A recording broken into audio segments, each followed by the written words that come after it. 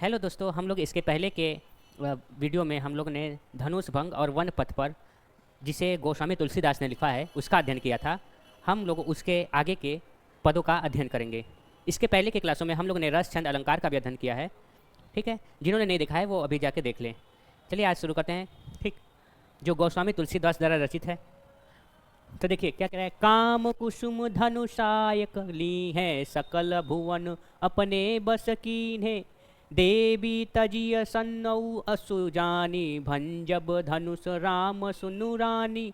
सखी बचन सुनि भय परतीति, मिटा विषादु बढ़ी अति प्रीति। तब राम ही विलोके बैदेही, सभय हृदय बिनवती जयते ही। ठीक है, इसमें धनुष भंग में हम लोग राम के विवाह का वहाँ पर वर्णन हो रहा है, जहाँ पे क्या नाम है कि राम की माता इनके कोमल हृदय और शरीर को देखकर व्याकुल होते हैं कि यहाँ पे वीर योद्धा असुर दानव आके ऐसे धनुष को, शिव धनुष को नहीं उठा पाए, लेकिन ये कोमल हृदय वाला राम ये कैसे उठा पाएगा। इसी का यहाँ पे पूरा वर्णन किया गया है धनुष तोड़ने का। ठीक है, सीता जी की माता को उनकी सखी राम की वीरता का वर्णन करते हुए कहती हैं। मतलब उनकी माता को, सीता जी की माता को बहुत शक होता है कि वो कैसे कर पाएंगे, तो सीता जी की सखी लोग माता को समझाती हैं, उनकी वीरता का वर्णन करती हैं। कहती हैं कि कामदेव ने फूलों का ही धनुष बाण लेकर संपूर्ण संसार को अपने वश में कर रखा है।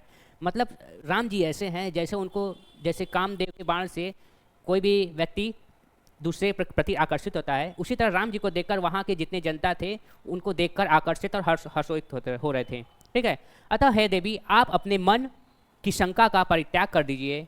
श्री राम इस शिव धनुष को अवश्य तोड़ देंगे।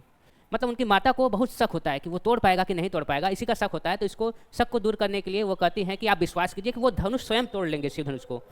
आप मेरी बात का विश्वास कीजिए। अपनी सखी के ऐसे वचन सुनकर रानी को श्री राम की क्षमता का विश्वास हो गया।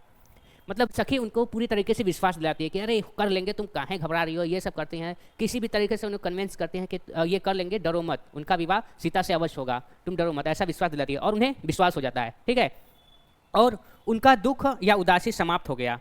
जब उनका सखियों ने इनसे इनकी वीरता का बखान किया तो इनकी वीरता का सुन करके उनकी माता का जो शंका था वो कुल दूर हो गया और उनके दुख भी दूर हो गए और श्री राम के प्रति स्नेह के रूप में परिवर्तित हो गया। और श्री राम के प्रति क्या हुआ? स्नेह में परिवर्तित हो गया। जो दुख में हो रहा था कि कैसे होगा, वो स्नेह में रूप में परिवर्तित हो गया। तभी श्री राम को देखकर सीता जी विचलित हो उठी। इधर माँ विचलित हो रही थी तो विचलित इनकी सखी लोग दूर की, अब फिर थोड़ी देर बाद सीता जी विचलित हो जा रही हैं। ठीक है, और वे सभी देवताओं से विनती करने लगी। मतलब माँ विचलित हो रही थी तो विचलित होने से दूर हो गई, लेकिन अब यहाँ फिर भी उन्हें, सीता जी को अब थोड़ा वो विचलित हो जा रही हैं, तब उन्हें विचलित होने से बचाया जाएगा। कि देखिए क्या होता है आगे। तो आगे के पार्ट पे चलते हैं। न देखी देखी रघुवर तन, सुरमानव धरि धीर। भरे विलोचन प्रेम जल, पुलकावली शरीर। नीके निरखी नयन भरी शोभा। नयन मतलब क्या होता है? नेत्र होता है। पितु पनु सुमिरी बहुरी मनु क्षोभा। अह तात दारूनी हठ ठानी, समुझत नहीं कछु लभु नहानी। मतलब यहाँ पे हठ कर रहे हैं कि ये हट करके आगे है, ऐसा समझा जा रहा है। सचिव सभय सिख देड़ न कोई, बुध समाज बड़ अनुचित होई। कह धनु कुली सहु चाहि कठोरा, कह श्यामल मृदुगात किशोरा। ठीक, ये 2018 में आया है। इसमें अब सीता जी को शक हो रहा था, उनके शक को देखिए कैसे दूर किया जा रहा है, उनका यहाँ वर्णन है। ठीक, तुलसीदास जी कहते हैं कि जब श्री राम धनुष तोड़ने के लिए मंच पर खड़े हुए तो सीता जी उनकी शोभा को भली भांति देख रही हैं। मतलब जैसे ही वो सीट पे बैठे थे, उठे, उनके गुरु से प्रणाम करते हैं, गुरु से प्रणाम लेते हैं, आज्ञा लेते हैं। आज्ञा लेने के बाद जैसे ही वो उठते हैं तो वो उनका वहाँ वर्णन हो रहा है। धैर्य धारण कर देवताओं को मनोकामना पूरी करने के लिए मना रही हैं। जैसे श्री प्रभु राम उठते हैं अपने सीट से, वैसे ही सीता जी अपने मन में हाथ जोड़कर या मन में प्रार्थना करती हैं, हे भगवान हमारी मनोकामना को पूरी कर दीजिए, हमारी शादी इनसे हो जाए, ऐसा वो मन में कर रही हैं। क्योंकि वहाँ धनुष तोड़ेंगे तभी शादी हुआ, क्योंकि उससे पहले जितने भी वीर पुरुष आए वो नहीं तोड़ पाए, ना हिला पाए। ठीक है, तो इसलिए वो ऐसा ध्यान कर रहे हैं कि ये कर पाएँ। उनकी आंखें प्रेम अश्रुओं से सरोबोर है और शरीर के रोंगटे खड़े हो गए। ठीक है, उनके आंखों में क्या है? आंसू आ गई है कि अरे ये कर पाएंगे कि नहीं कर पाएंगे। ठीक है, ऐसा क्या है? उनके आंसू आ रहे हैं और शरीर के जो रोए होते हैं, बाल होते हैं, वो खड़े हो गए हैं। ठीक है, सीता जी श्री राम की सुंदरता को अच्छी तरह से निहार रही हैं। सीता जी दूर बैठी हुई हैं, ऊपर से नहीं, क्या नाम है कि उन्हें निहार रही हैं, ठीक है, ऊपर से ही उन्हें निहार रही हैं। इसी बीच उन्हें अपने पिता के धनुष भंग करने का कठोर प्रण याद आया। जब वो बचपन में छोटी थी तभी क्या नाम है सीता जी तो उस धनुष को आराम से उठा लेती थी, लेकिन कोई और भी पुरुष उसे नहीं उठा पा रहा था, जितने भी वीर योद्धा वहाँ पे आए थे। तो उनके पिता ने प्रण लिया था कि जो इस शिव धनुष को तोड़ेगा उसी से ही सीता का विवाह होगा, ठीक है। तो उनका मन अत्यधिक दुखी हो गया।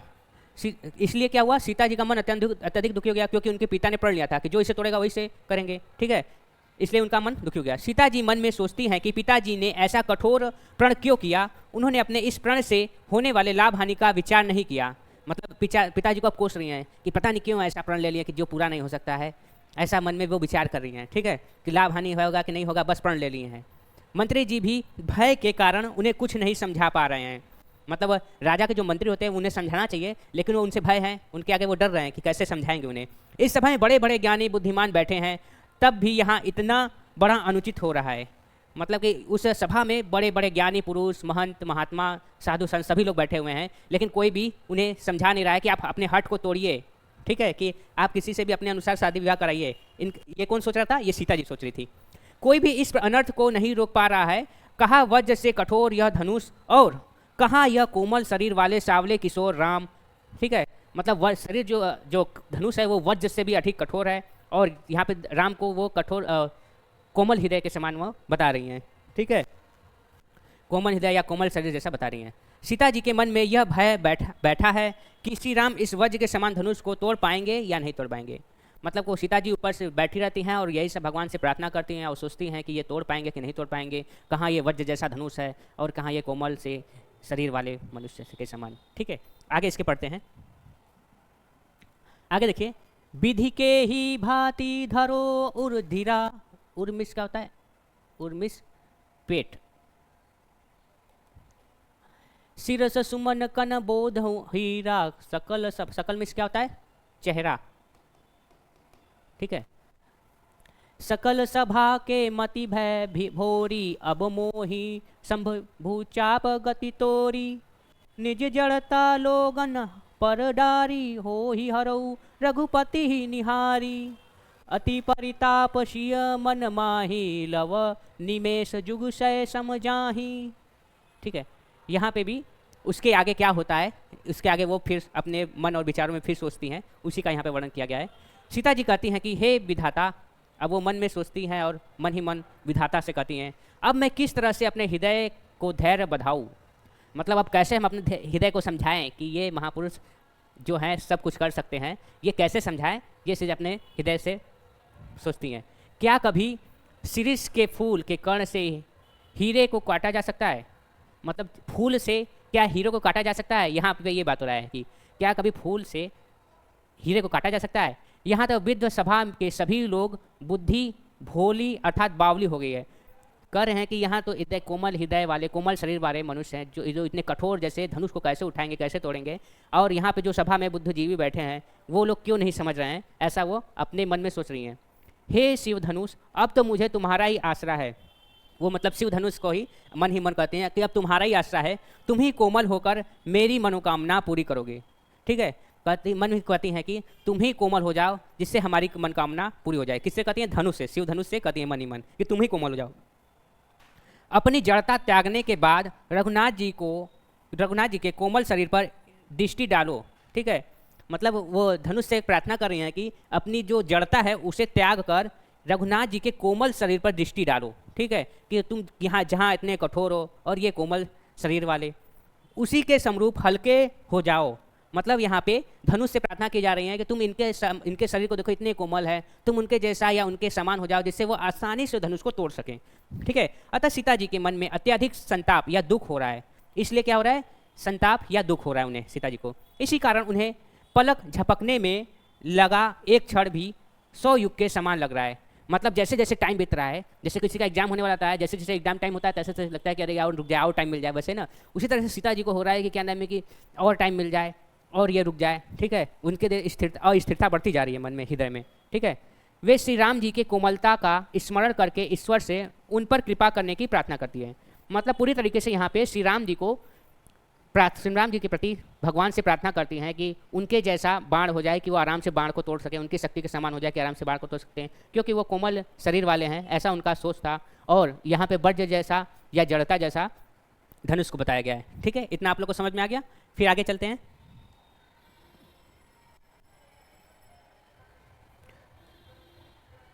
आगे देखिए, गिरा अलिनीन मुख पंकज। पंकज मतलब क्या होता है?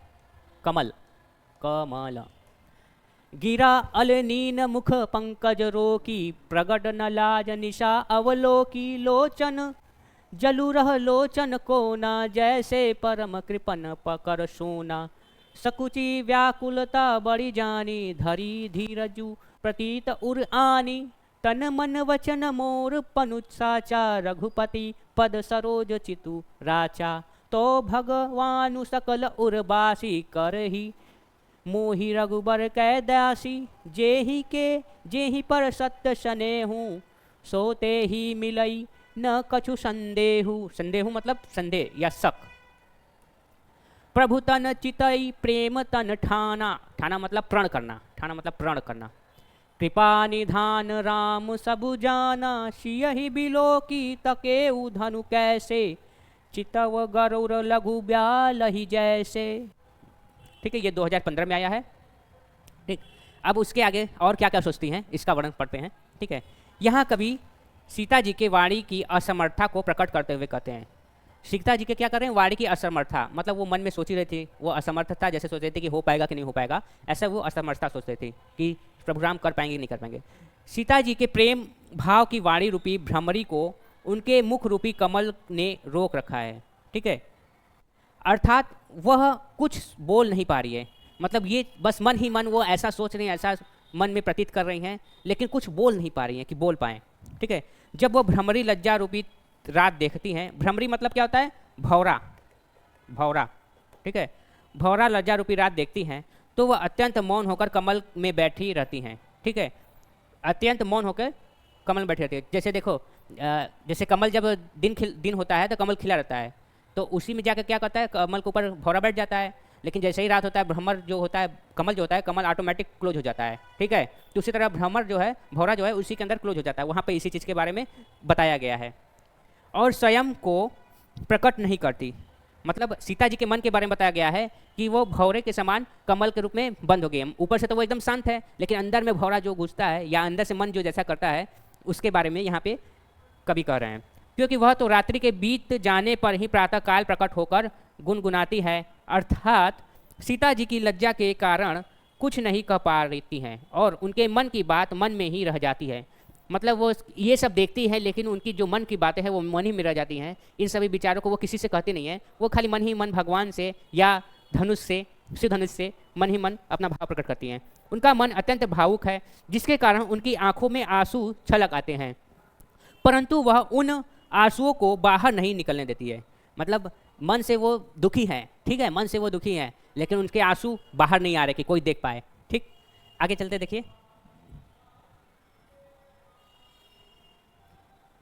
सीता जी के आंसू आंखों के कोनों में ऐसा समाये हुए हैं जैसे महाकंजूस का सोना घर के कोने में ही गड़ा रहता है। ठीक है, जैसे कोई महाकंजूस होगा तो वह कुछ भी चीज रखता है तो ऐसे रखता है कि कोई खोज ना पाए, कोई ले ना पाए। ठीक है, वैसे ही बता रही हैं कि सीता जी के मन में आंसू है, आंखों में है, लेकिन वह ऐसे है कि किसी को दिख नहीं रहा है कि कहाँ है। सीता जी की अत्यंत विचलित हो रही थी जब उन्होंने अपनी इस व्याकुलता का बोध हुआ। ठीक है, वो क्या हो रही हैं? अब विचलित हो रही हैं और व्याकुल भी हो रही हैं। तो वह संकुचा गई और अपने हृदय में धैर्य रखकर अपने मन में यह विश्वास लाई कि यदि मेरे तन मन वचन से श्री राम का वर्ण सच्चा है, ठीक है, मतलब वो मन ही मन सोचती हैं अगर मेरा तन मन और वचन से श्री राम से शादी करने का मन पक्का है तो फिर कोई नहीं आएगा। ठीक, तो रघुनाथ जी के चरणों कमलों में मेरा चित्त वास्तव में अनुरक्त है, तो ईश्वर मुझे उनकी उदासी अवश्य बनाएगा, उनकी दासी अवश्य बनाएगा। मतलब जैसे कि आप ठान लिए हैं कि हम ये करके रहेंगे, तो उसके प्रति निगेटिव चीज़ हटा दीजिए अपने मन से। ठीक है, आप केवल पॉजिटिव चीज़ के आगे चलिए, वही यहाँ पे बता रहा है। सीता जी पहले निगेटिव सोचती हैं, उसके बाद फिर पॉजिटिव तौर पे आती हैं। ठीक है, क्योंकि वो मान लेती कि हम करेंगे तो करेंगे, विवाह इन्हीं से करेंगे। ठीक है, तुलसीदास जी कहती हैं कि सीता जी ने श्री राम जी को और देखकर इस बात का निश्चय कर लिया कि सबके हृदय में निवास करने वाले भगवान श्री राम मुझे अपनी दासी अवश्य बनाएंगे। ठीक है, मतलब वो श्री राम की तरफ देखते हुए वो मन ही मन सोचती हैं कि श्री राम मुझे अपनी दासी अवश्य बनाएंगे, क्योंकि जिस पर सच्चा स्नेह या प्रेम होता है वह उसे अवश्य ही मिलता है। ठीक है, जैसे आप जो सोचे हैं आप उसके प्रति कर्तव्यनिष्ठ हैं तो आप उसे स्वयं ही पाएंगे। ठीक है, आप उसके लिए डेली वर्क करेंगे, डेली कार्य करेंगे तो वो आप स्वयं मिल सकता है। ठीक है, इनमें कुछ भी संदेह नहीं होता है। ठीक, ऐसा सीता जी भी सोचती हैं। प्रभु श्री राम को देखकर सीता जी ने अपने चितवन मतलब चित्त या मन में, चितवन में उनके प्रति प्रेम ठान लिया है। ठीक है, श्री राम को देखकर उनसे तो पहले क्या नाम है कि बाग में मिलते हैं, बागी में दोनों लोग मिलते हैं। ठीक है, उसी जगह वो लोग आपस में प्रेम जैसा अनुभव उन लोग को होने लगता है। ठीक है, देखते ही उन लोग को, तो वैसे ही सीता जी मान लेती हैं कि हम विवाह करेंगे तो इन्हीं से करेंगे। ठीक है, अर्थात यह दृढ़ निश्चय कर लिया कि यह हृदय केवल श्री राम का वर्ण करेगा। ठीक है, मन में पूरा निश्चय कर लिया कि अब बस श्री राम का ये हृदय वर्ण करेगा, उसके सिवा किसी का नहीं वर्ण करेगा। ठीक है, उनकी इस मनोकामना को कृपा निधान भगवान राम ने भली भांति जान लिया। ठीक है, सीता जी यहाँ पे सोच रही है अपने मन में। ठीक है, वही चीज़ वो श्री राम अपने मन में जान गए कि ये हमारे प्रति क्या सोच रही है। जैसे कोई व्यक्ति दूर बैठा है, क्या हमारे सोच रहा है क्या नहीं सोच रहा है, ऐसा हम उससे देख कर प्रतीत हो जाता है। उसी तरह से भगवान श्री राम को सीता को देखकर ऐसा प्रतीत हो जाता है। ठीक है, इसलिए श्री राम ने धनुष को बिल्कुल ऐसे देखा जैसे गरुड़ का एक छोटा सांप देखता है। ठीक है, गरुड़ मतलब कि जैसे गिद्ध होता है, वो क्या करता है, सांप को देखता है, सांप उसका एकदम ऊपर रहेगा लेकिन वो देख लेगा कि वो आज जा रहा है, उसे पकड़ना है। उसी तरीके से श्री राम भी देखते हैं। ठीक है, फिर आगे देखिए, आगे क्या होता है इस धनुष वाले में, आगे देखिए। लखन लिखेऊ रघुबस मणि ताकेऊ हर को डंडू, पुल की गात बोल वचन चरण चापी ब्रह्मांडू, दिशि कुंज रहू कमठ अहि कोला धरहु धरिनी, धरी धरी निरडोला राम चहि शंकर धनुष तोड़ा। मतलब यहाँ पे राम धनुष तोड़ रहे हैं।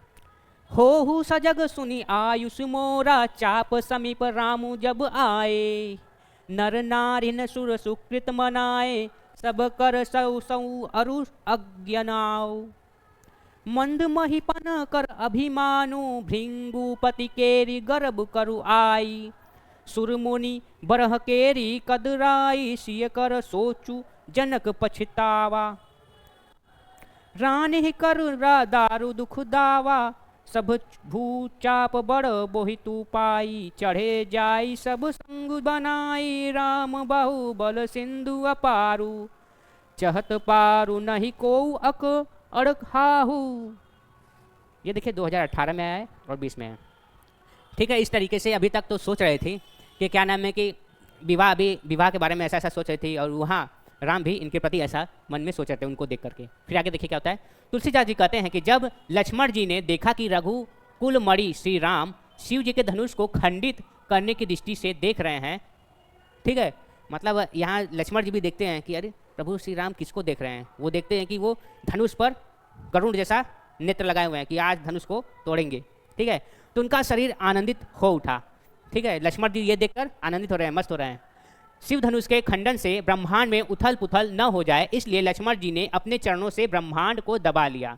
ठीक है, शिव धनुष को तोड़ते ही ब्रह्मांड में उथल पुथल न हो जाए, ऐसा लक्ष्मण जी क्या करते हैं, अपने पैर से ब्रह्मांड को दबा लिया कि उथल पुथल न हो पाए।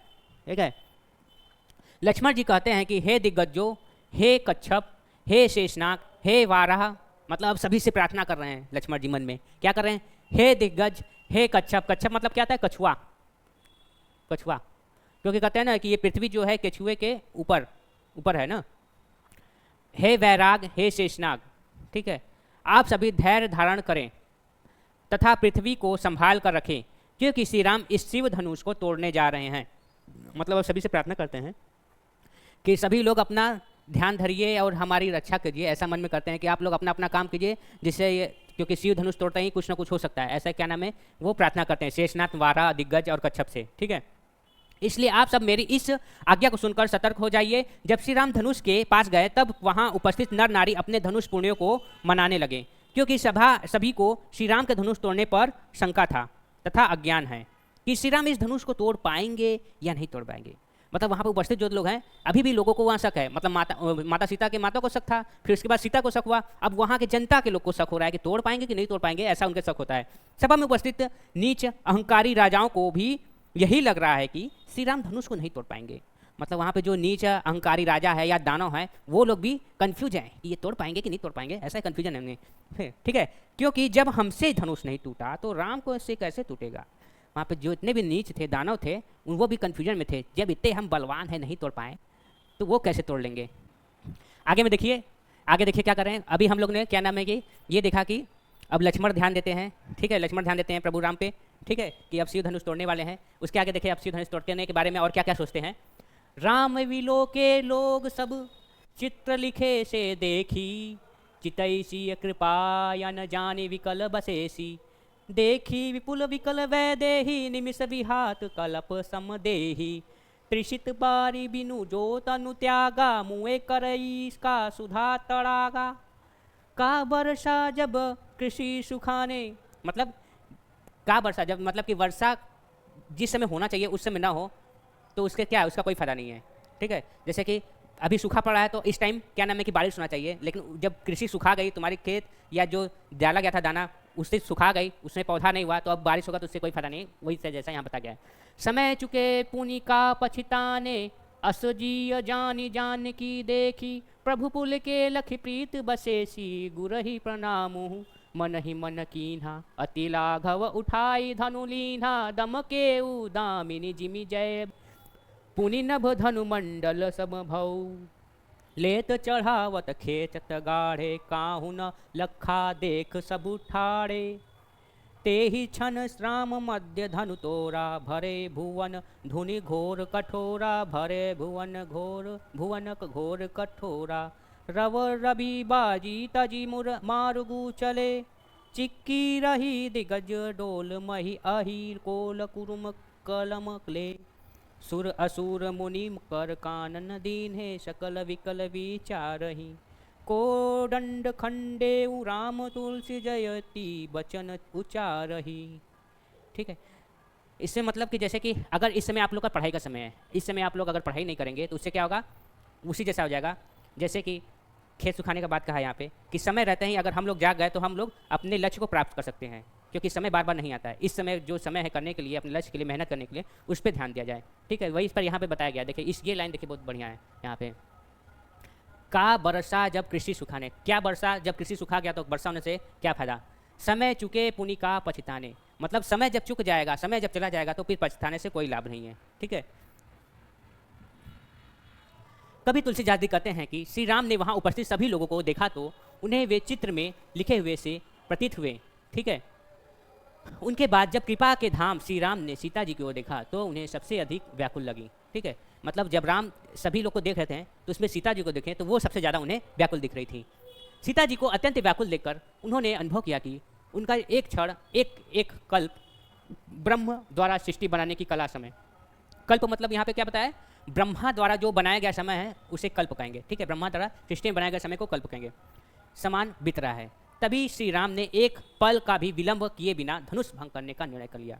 मतलब सीता जी के चित्त और मन को देखकर वो पहचान जाते हैं कि ये सबसे ज़्यादा व्याकुल हैं, इनकी व्याकुलता को तुरंत हटाना है, ठीक है। ऐसा वो मन में सोच लेते हैं, क्योंकि यदि कोई प्यासा व्यक्ति पानी न मिलने पर शरीर त्याग दे तो उनकी मृत्यु के पश्चात अमृत के तालाब का कोई औचित्य नहीं है। मतलब कोई व्यक्ति को जिस समय ज़रूरत है उसकी हेल्प उसी समय ना करे तो ये क्या है, कैसा है कि व्यक्ति मर गया है, अब उसे अमृत दोगे तो वो जिंदा नहीं होगा ना। वही पे यहाँ बात हो रहा है कि अब इनको जरूरत अभी है तो उनके मन की व्याकुलता को अभी दूर किया जाए, ठीक है। जिस प्रकार खेती के सूख जाने पर वर्षा होना व्यर्थ होता है, उसी प्रकार किसी कार्य के होने पर उचित समय बीत जाने पर फिर पछताने से क्या लाभ है, ठीक है। जिस समय जिस कार्य की जरूरत है उसको उसी समय कर लेना सही कहलाता है, अगर उसी समय नहीं करते हैं तो फिर बाद में पछताना पड़ता है, ठीक है। जब श्री राम ने सीता जी को देखा और अपने प्रति विशेष प्रेम को मन ही मन जानकर प्रभु राम अत्यंत प्रसन्न हुए, ठीक है। जब वो सीता जी को देखें और उनको मन ही मन जानकर वो अत्यंत प्रसन्न हो रहे हैं, श्री राम ने मन ही मन अपने गुरु जी को प्रणाम किया, ठीक है, दूर से ही ऐसे प्रणाम किया, ठीक, और बड़ी फुर्ती से धनुष की अपनी हाथों में उठा लिया, ठीक है, गया तुरंत ऐसे उठा लिए, ठीक है। जैसे ही श्री राम ने धनुष को अपने हाथों में उठाया तो वहाँ बिजली की भांति चमका और आकाश भी में मंडलाकार हो गया, ठीक है। वहाँ जैसे ही वो उठाए बिजली जैसा चमकने लगा, एकदम भयंकर वहाँ का आकर्षण हो गया। श्री राम ने यह कार्य इतनी फुर्ती व कुशलता से किया कि सभा में उपस्थित लोग में से किसी ने भी उन्हें हाथ में धनुष लेते हुए, प्रत्यंचा चढ़ाते हुए, खींचते हुए नहीं देखा। मतलब इतना स्पीड में गए, इतना जल्दी उठाए, इतना जल्दी चढ़ाए कि कोई बात देख ही नहीं पाया कौन क्या किया। ठीक है, इतना जल्दी कर लिए सब। सारा कार्य एक क्षण में ही समाप्त हो गया। मतलब वहाँ उपस्थित जितने भी थे, गुरुजन थे या जितने भी देवदानव थे, और वहाँ पे जो देखने वाले और लोग थे, जनता वहाँ के, वो लोग ये देख ही नहीं पाए कि किसने उठाया, कब लगाया प्रचंडता, ये सब देख ही नहीं पाए। ठीक। और फिर क्या हो गया, एक क्षण में समाप्त हो गया। उसी क्षण उन्होंने धनुष को बीच में से तोड़ दिया। ठीक है, प्रत्यंता चढ़ाए, उसे ऐसे खड़ा किए, बांधे और इसे तोड़ डाले। ठीक है, तुरंत तोड़ डाले। धनुष टूटने की इतनी भयंकर ध्वनि या आवाज़ हुई कि वह तीनों लोकों में गूंज उठा। ठीक है, जैसे धनुष तोड़े तो तीनों लोग, ठीक है, भूत पाताल सभी लोगों में क्या नाम है कि एकदम गूंज उठा, आवाज़ इतनी भयंकर हुई, जिससे घबराकर सूर्य के रथ के घोड़े मार्ग को छोड़कर चलने लगे। सूर्य के रथ क्या हुए, सूर्य जो बैठे हुए रहते हैं जिस रथ पे, उनके घोड़े थे वो मार्ग से विचलित हो गए। मार्ग से इधर के जो सीधे जाना था वो रास्ता मोड़ लिया कि अब इधर जाना है हमें, क्योंकि उधर से भयंकर ध्वनि आ रही है भागने की। ठीक है, समस्त दिशाओं में हाथी चिघाड़ने लगे, पृथ्वी कांपने लगी। ठीक है, हाथी लोग क्या हुए, चिल्लाने लगे, पृथ्वी क्या लगने लगी, कांपने लगी, कंपन करने लगी। जैसे भूकंप आता था कंपन कर लगता है ना, उसी तरह पृथ्वी कंपन लगी। शेषनाग, वाराह और कच्छप व्याकुल हो गए। ठीक है, शेषनाग, वाराह, कच्छप ये सब क्या हो गए, व्याकुल होने लगे। देवता, राक्षस, मुनि कानों पर हाथ रखकर व्याकुल होकर विचार करने लगे। ठीक है, ऐसे कानों पे हाथ रख लिए, इतना तेज आवाज हो कि कान पे हाथ रख लिए और व्याकुल होने लगे। तुलसीदास जी कहते हैं कि जब सभी को यह विश्वास हो गया कि श्री राम ने यह धनुष तोड़ डाला है, तब सब श्री रामचंद्र की जय जयकार करने लगे। मतलब पता चल गया, उनकी माता को भी पता चल गया और सीता जी को पता चल गया कि हाँ अब विश्वास हो गया कि अब ये तोड़ दिए हैं। अब उनको भी कंफर्म हो गया कि हाँ अब इन्हीं से शादी होगी, सीता जी को भी। ठीक है, और सभी लोग जयकारा लगाने लगे, जय श्री राम करने लगे। ठीक है, जय जयकार करने लगे। ठीक है, ठीक है, इतने के क्लास के लिए थैंक यू सभी लोग को देखने के लिए। और आगे के क्लास में हम लोग वन पद पर अध्ययन करेंगे। ठीक है, आप लोग ध्यानपूर्वक पढ़िएगा।